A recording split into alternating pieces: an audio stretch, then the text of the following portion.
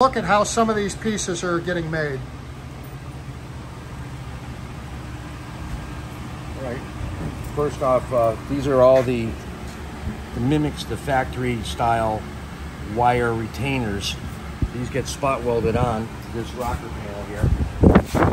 Taking the liberties to mark them out. They're going to be placed strategically all the way down. We'll use a spot welder we have to spot weld those on. Those will carry the wire harnesses. Yes, absolutely. And in the process of that, I've taken the liberty to make a new dead pedal area. This one was completely rotted off.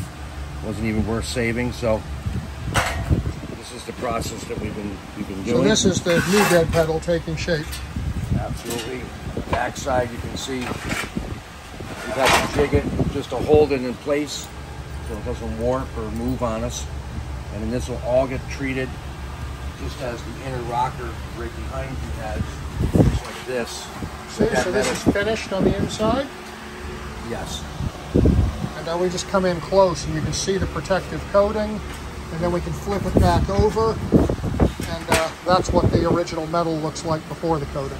One more area I wanted to show you is in here. This is the jack area. This is where you're going to be able to jack the car up.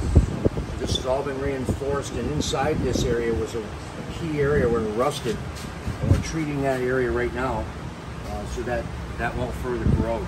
So that has to take the weight of the car. So it's it doesn't look like much, and it's probably hard to imagine that we're going to jack a 4,000-pound car on that little structure, but it's true. It's going to hold the weight of the car. It's not going to bend or flex.